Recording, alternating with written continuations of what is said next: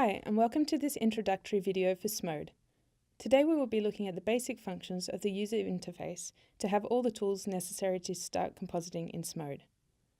The version we will be using today is the version 8.0 of Smode Studio, which is an enhanced version of the current 7.7 version with a few changes to the graphic interface, but nothing drastic.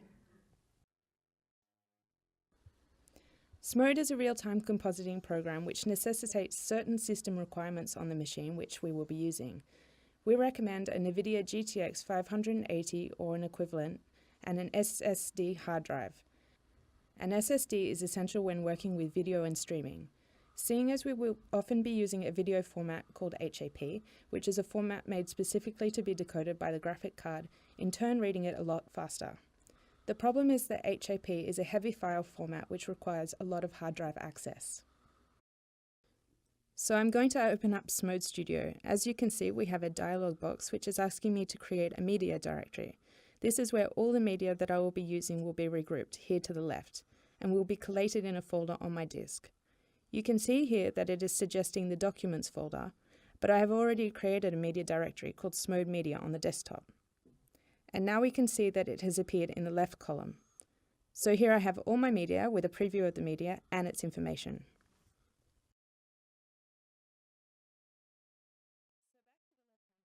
Here, as you can see, we have all our media and underneath the previews. If you add media and you can't see it in this column or the preview window, you can update the cache using right-click. Choose Update and Smode will automatically recalculate the preview of the media that you have in your folder. You can see the progression of this update in the Task tab, as well as all video exports from Smode. And here we have the last tab called Devices, which is useful when you would like to add a webcam, a MIDI controller, or an instrument to control your compositions in Smode. All this can be configured in the Preferences. So under Preferences, Control and Video Inputs, but we won't go into this for now. Part 2, the element tree, creating and manipulating layers, the parameter editor, and manipulating values. Okay, now we have created our media directory, we can go ahead and make a new composition. To do this, we have two choices. Either we choose File, New Composition, or Control N. This gives us a new dialog box with default parameters for the composition. These parameters can be changed later on, but for now, I'm going to leave the default settings. And here I have the interface. To start with, I'll explain the element tree and the parameter editor, found here in the right-hand column. To bring media into your composition, you use a simple drag and drop from the media directory, and you can see here that contrary to other programs, what should be on top in your composition will be found at the bottom of the tree. Here the castle should be at the bottom of the tree to be above the sky. You can also see some parameters that are available in the tree. For example, the layer and its fusion modes, which we can cycle through using up and down arrow keys. Another way to create layers in Smode is by using the right-click in the element tree box. In this menu we can access everything in Smode. However, the menu is contextual, meaning that if you right-click on a 2D layer, you can access the 2D modifiers. If I create a 3D element and then right-click on the 3D element here, I have access to all the 3D modifiers which I can use on this object. You can use the spacebar to activate or deactivate an element, or this little icon here, and last of all you have these green arrows which allow you to visually isolate an element in your composition. There's another way to create elements which is through the search bar, which is found up here. Using Control Space, I can then search for a sphere, for example, and down here I have a sphere which I can add to my composition like this. To manipulate elements in the element window, you can use Control D, or Control C, Control V, or Control Drag and Drop.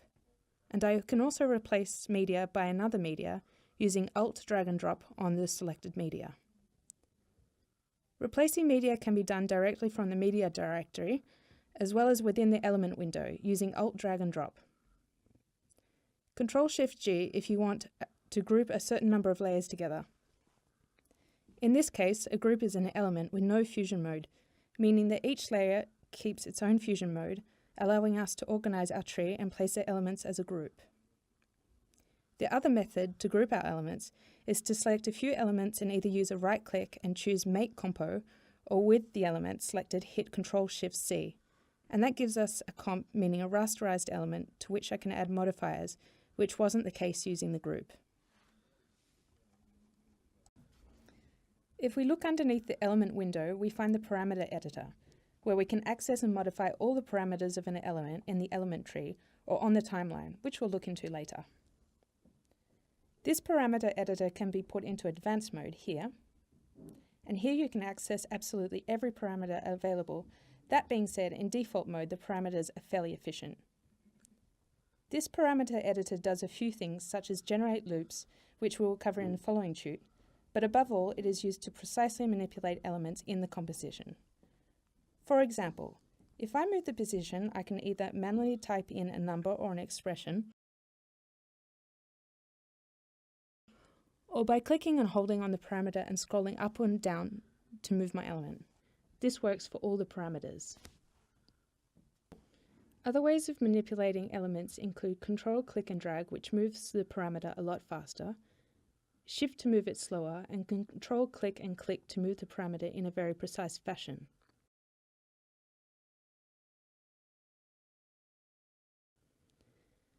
We can also copy parameters, either a single parameter or a group of parameters. For example, if I want to copy the position of this shrub onto my arch, I would right-click and copy the 2D position. Select the arch element and again in its position parameter, paste the 2D position, and there you have the arch, which is now at the place of the shrub.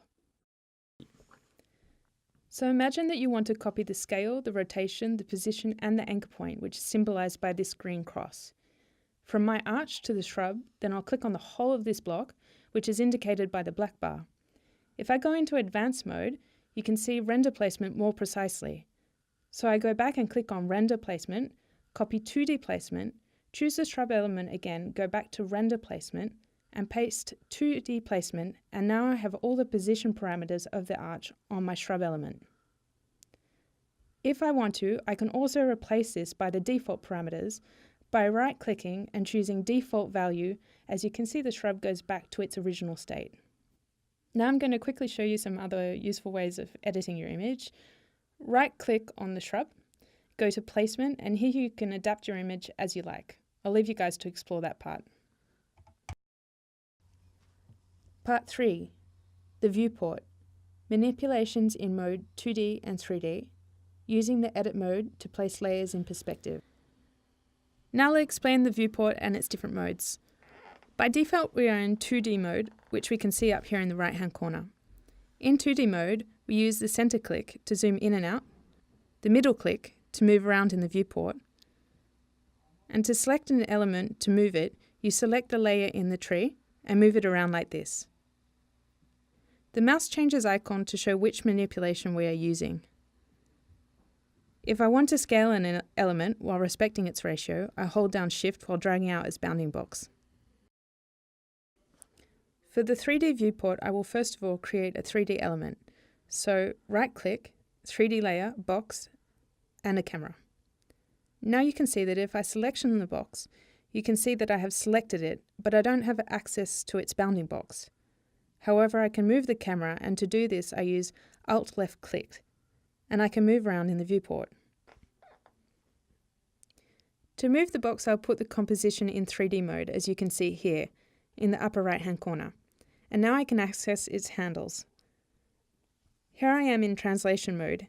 If I want to use rotation, I hit R, scale mode S, or I can click on these buttons over here. There's another 3D mode because what we have here is a mix between 2D and 3D.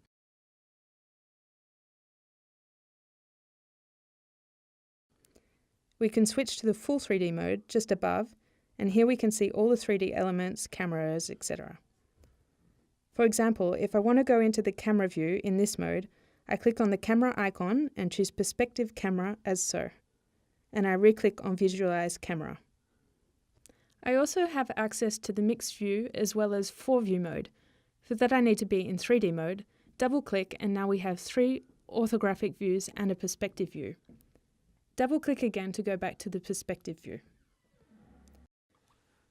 So back to 2D mode, as you can see, if I zoom and use center click, I'm still in 3D mode. So we'll go back to 2D mode so it's working as we initially had it. Down here we can also find edit mode, which can be used on certain types of layers.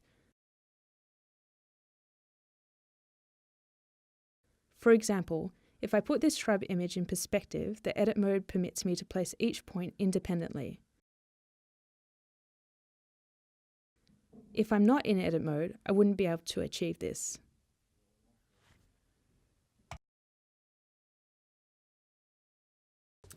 Part 4. The File Editor. Quickly navigate your media. Timelines and Function Editor. Creating loops. Here the File tab accesses the media directory to give a preview of the images. It has two functions. A, if I choose an element in my tree, I can access all the media that can be found in the same file. And B, I can replace an element in the tree by another media. For example, if I click on the shrub and then double-click on another image in my Media tab, it will replace the shrub with this other media. This tab file also works for video, certain 3D objects, and other modifiers. For example, if I choose the color modifier in the lookup table, then once I have my lookup table, then in the tab file I'll have access to all the lookup tables found in the same file.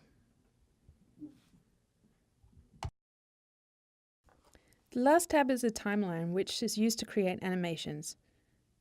So here we create the timeline to start animating our elements. There'll be another tutorial to explain this in more detail, but for the moment, if you want to know how to animate some elements, you can drag and drop a parameter inside the timeline.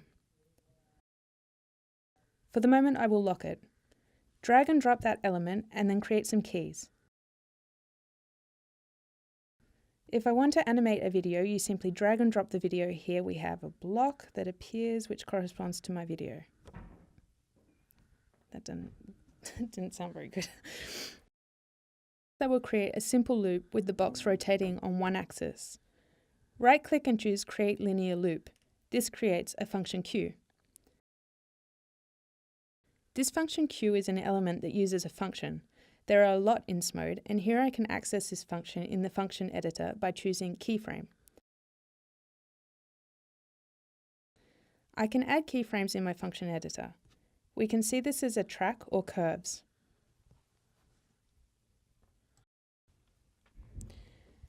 So that's it for the interface of Smode for the moment. The next tutorial will cover the compositing engine of Smode. We will also go into how Smode works internally, as well as how to start creating compositions.